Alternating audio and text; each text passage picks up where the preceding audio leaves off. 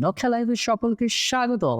আজ আমরা কালারের আরও একটি ফরম্যাট নিয়ে আলোচনা করব এবং যেটি খুবই ইন্টারেস্টিং একটি ফরম্যাট, সেটি হলো গ্রেডিয়েন্ট কালার। তাহলে চলুন দেখা যাক।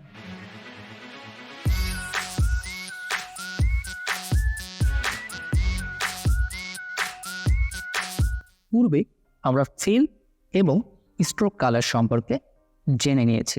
এবার আমরা প্রথমে একটি শেপ নিয়ে নিচ্ছি, দেখুন। ওকে, এবার আমরা এখানে গ্রেডিয়েন্ট কালারটি অ্যাপ্লাই করব। যদিও ইলাস্ট্রেটর এবং ফটোশপে গ্রেডিয়েন্ট টুল থাকলেও এখানে সরাসরি গ্রেডিয়েন্ট টুল নেই। সো আমাদের যেটি করতে হবে যে এখান থেকে গ্রেডিয়েন্ট প্লাগইনটাকে ব্যবহার করতে হবে। সেই ক্ষেত্রে আমরা প্রথমেই যাব ইফেক্ট অ্যান্ড প্রিসেটে। দেখুন, আমি ইফেক্ট অ্যান্ড প্রিসেটে ক্লিক করলাম এবং সার্চ বাটনে আমি লিখব RAMP, র্যাম্প। দেখুন, গ্রেডিয়েন্ট র্যাম্প চলে এসেছে। এই প্লাগইনটি নিয়ে আমি জাস্ট টেনে এনে আমার লেয়ারের উপর অথবা আমার কম্পোজিশনের উপর ছেড়ে দিই। দেখুন, আমার এখানে দুটি কালারের গ্রেডিয়েন্ট রেডি। সো বাম পাশে ইফেক্ট কন্ট্রোলে দেখুন আমার এখানে অসংখ্য অপশন এসেছে, linear, radial, gradient. So radial gradient হলো বৃত্তাকার এবং লিনিয়ার গ্রেডিয়েন্ট হলো সাইডে, অর্থাৎ ডান থেকে বাম, বাম থেকে ডান বা উপর নিচে এরকম।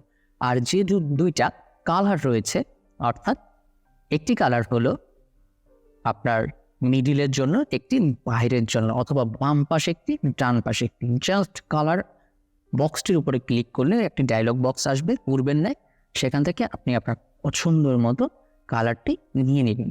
এবার দেখুন, আমরা গ্রেডিয়েন্ট তো অ্যাপ্লাই করলাম, কিন্তু আমাদের পছন্দ অনুযায়ী গ্রেডিয়েন্টটি কোথায় নিয়ে রাখবো। দেখুন, দুটি সার্কেল একদম টপ মাঝখানে এবং নিচে মাঝখানে রয়েছে। এটিকে টেনে আমি যেখানে নেব সেখানে সেন্টার হবে।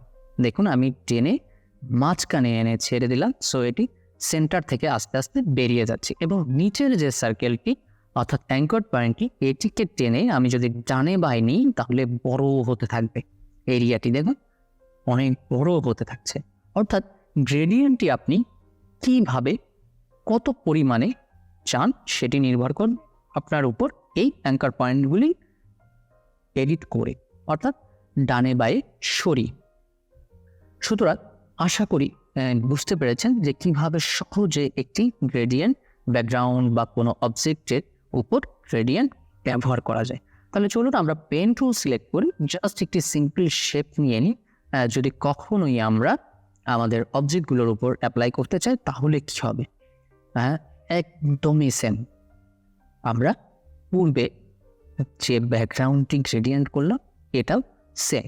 এবং এখানে শুধু এমন নয় যে ফিল কালারেই গ্রেডিয়েন্ট হয়, অন্য সফটওয়্যারের মতো এখানেও ফিল অ্যান্ড স্ট্রোক দুটিতেই আপনি গ্রেডিয়েন্ট ব্যবহার করতে পারবেন।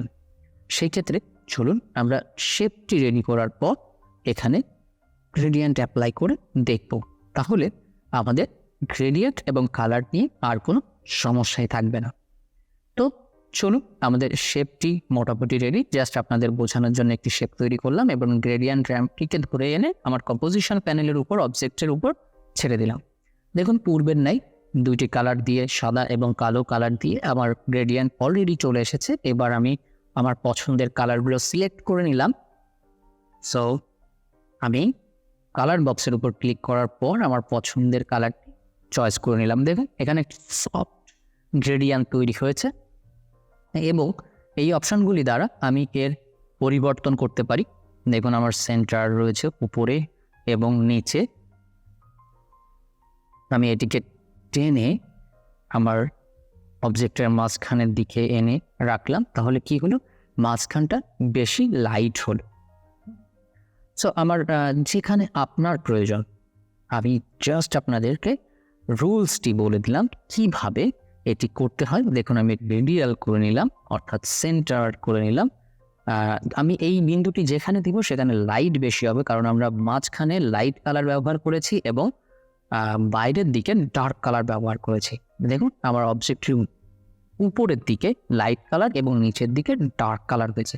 ঠিক এইভাবে আপনারা কোনো মোশন গ্রাফিক্সের কাজ করতে গেলে আপনাদের যত ধরনের অবজেক্ট আছে সেগুলিকে গ্রেডিয়েন্ট কালার দিয়ে খুব সহজেই আই ক্যাচিং একটি ডিজাইন বা মোশন গ্রাফিক্স আপনারা তৈরি করতে পারেন।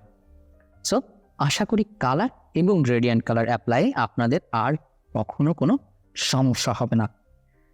সুতরাং পরবর্তী টিউটোরিয়ালের জন্য আমাদের সঙ্গেই থাকুন, খুব সহজে শিখবো আমরা। ধন্যবাদ সকলকে।